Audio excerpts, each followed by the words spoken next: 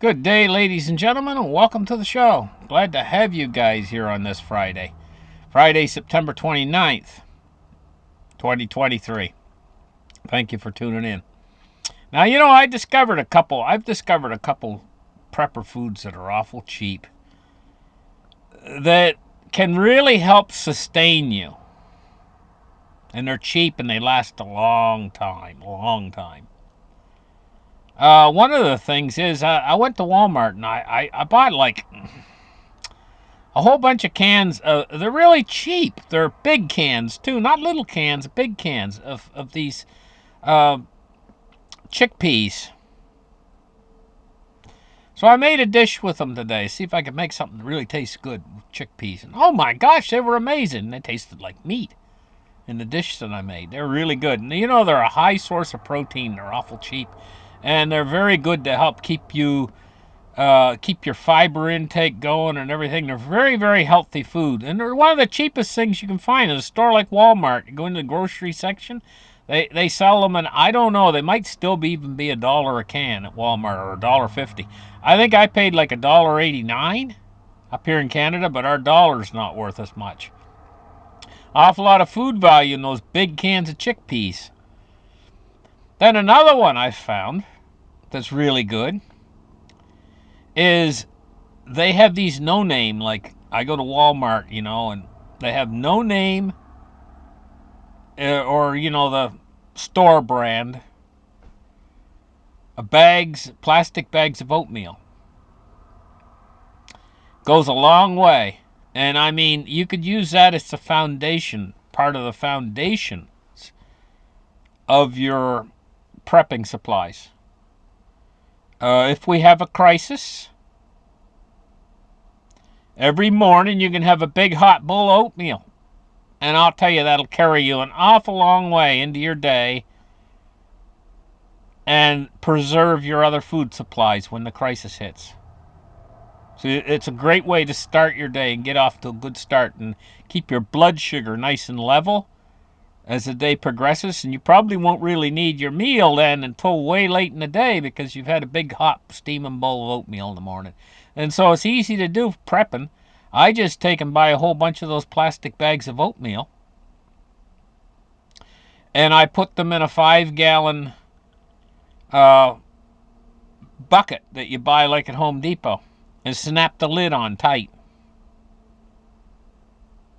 And they'll last for like 5 years in there, and fill it right up full. One of those 5-gallon pails, it'll only probably cost you $20. And you know how long that'll last? Seriously. Anyway, moving on. Those just come up some of my prepping ideas, And another thing too, I've been thinking about it and I haven't done it before, but it's very, very difficult if you're a prepper. Meat is very, very difficult. They only sell things like Spam, corned beef. Uh, Another one is tuna, canned tuna.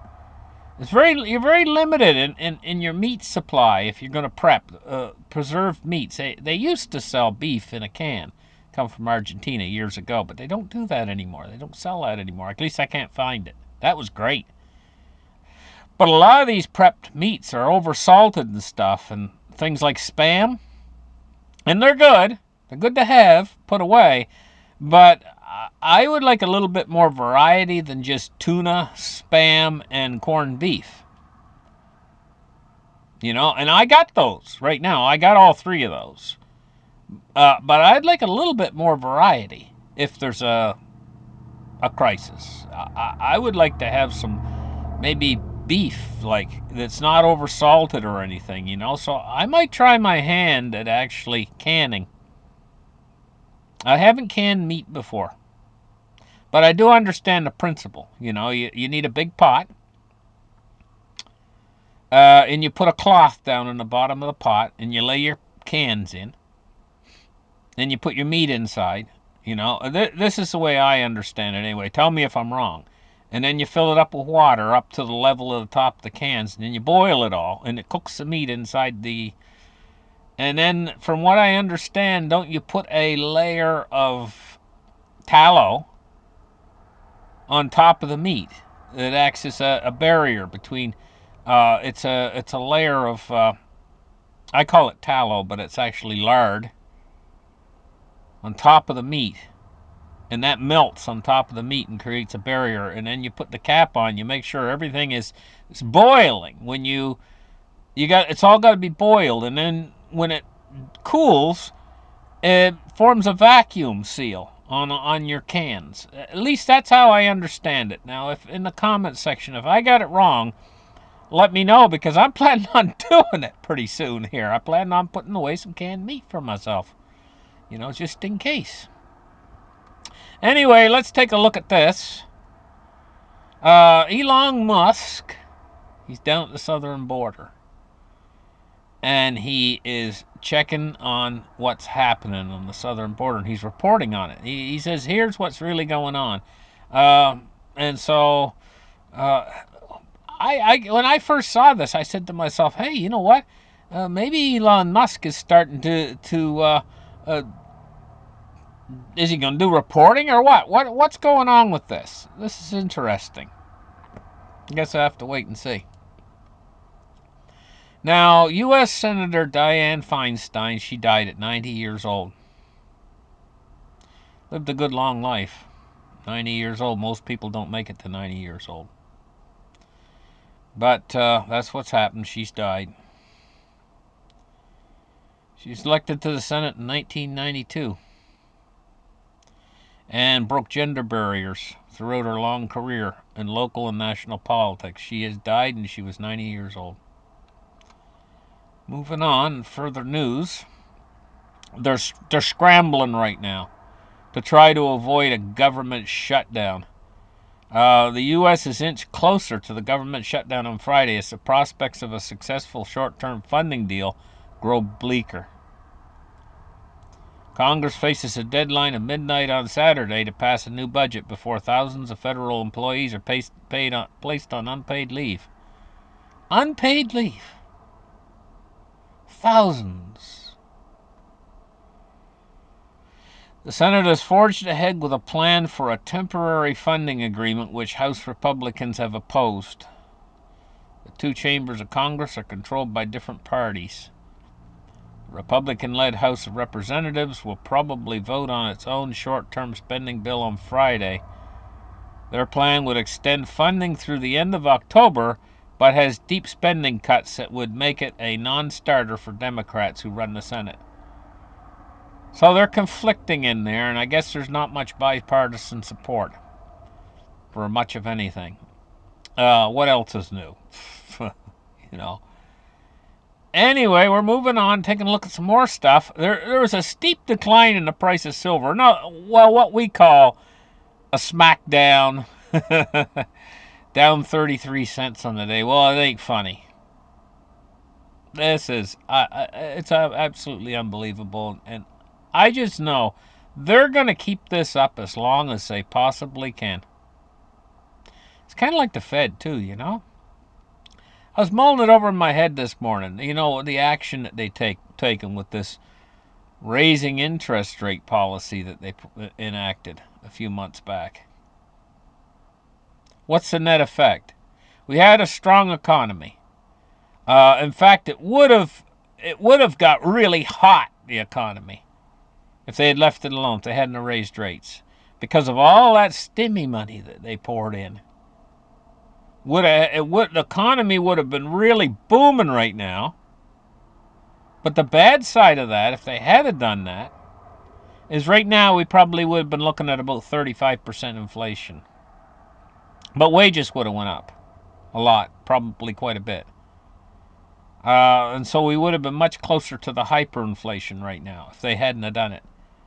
But what they've effectively done is they've cooled inflation, yes, somewhat, and they've basically held the inflation back. We don't have 35% inflation right now. That's what we would have had. But they have more than slowed the economy. They've put the economy now into a tailspin, and everything's going down right now, and really, really fast. But we haven't really felt the effects yet because Everything was on such a rush, such a sugar rush, that it's just come down a little bit. It hasn't really crashed yet. But it's just like a drug addict, and the money was just like the drug. And right now they're coming down, but they haven't crashed. It's going to crash. It's because they're not stopping, and they're not going to stop until they get what they're looking for, this supposed recession, the most waited for, anticipated recession in history. But it's already here. They've passed the recession part. They've passed that critical spot a while back where the critical spot that the Fed's looking for. I'm trying to think of the name of it right now. They have a name for it, but they've passed it, but they're looking for it ahead, and they're waiting for it in the future. But it's already in the rearview mirror. What's ahead is the crash. So let's take a look at gold right now.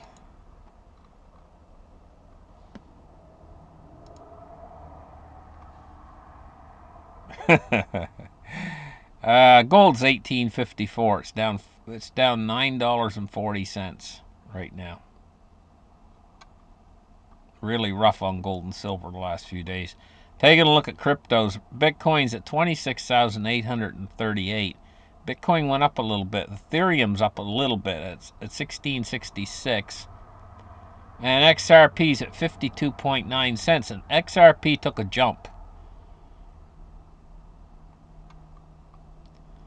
Taking a look at the Dow Jones Industrial Average, and we're down 29 points on the day at 33,636 right now. Taking a look at crude oil, and crude oil is at 91.44 right now. And I'm expecting crude oil to head to $100. I think it's on its way there. But nothing goes up in a straight line. Taking a look at bonds today, and speaking of that, bonds have their big day. They move, the yields rise, and then what happens is then they have a day when the yields move back down. But the yields aren't falling as much as they're rising.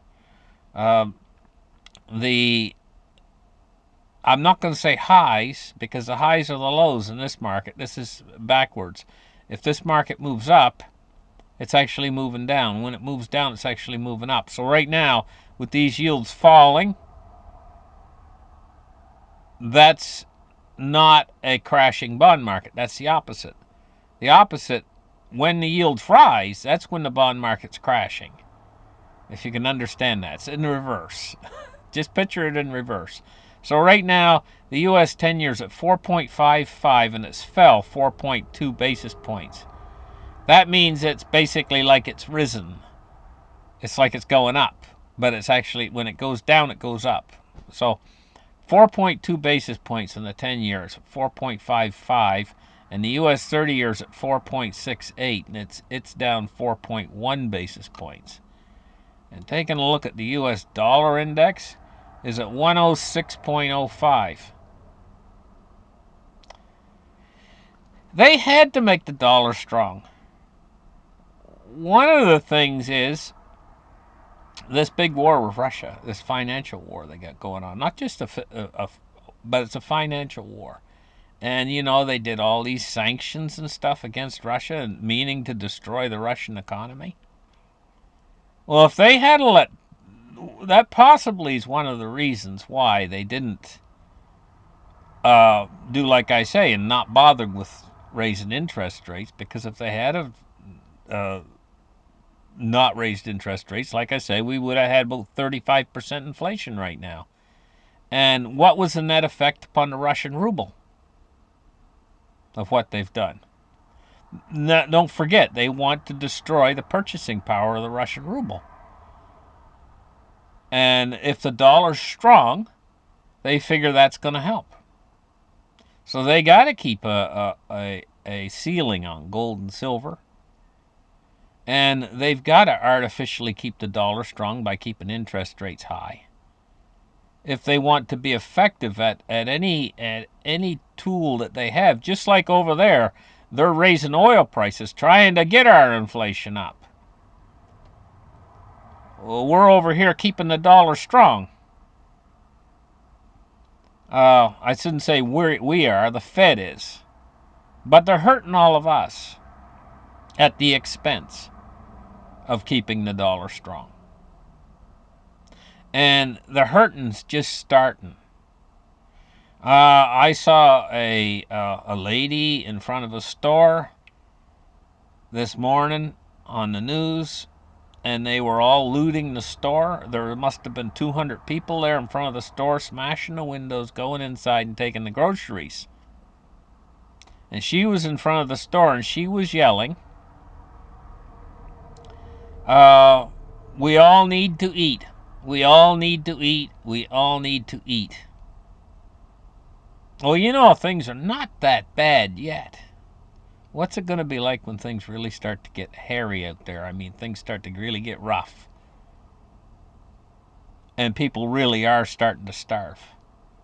Because prices are going up, wages are going down, or they're losing their jobs. And the economy is really sinking. What's it going to be like? Well, you know, I mean, one of the most vulnerable parts of our entire system is our means of communication is extremely vulnerable. Our means of payment is vulnerable, and what feeds us and gives us water is extremely vulnerable, and that's the grocery stores and stuff. They're sitting out there like a sore thumb full of food, and the food's too costly for the people to pay for it, and it's going to be much more costly for the people to pay for it. And what do you think they're going to do? And then if the grocery stores close and they're gone, what are you going to do? Order all your food online? And what if the delivery workers go on? The whole thing is just a mess. It's just a setup for disaster. And of course, when this starts to really get going, you get people like her yelling, everybody's got to eat, and they're all in there smashing and taking the stuff out of the grocery store, just like they take stuff out of these other stores like Neiman Marcus and your your expensive stores. They'll hit the grocery stores at a certain point. I mean, what are they going to do? Of course they're going to go to UBI. And how are they going to fund it? Of course it's going to be central bank digital currency. And what's that going to do to the dollar? Because of course the central bank digital currency is going to be denominated in dollars. And of course it's going to flood the system with a lot more money. And of course that's going to affect the value of the dollar, which is already being affected. And of course they're going to all be buying food and stuff with that money they get on a little card from the central bank. It's going to be your new social programs.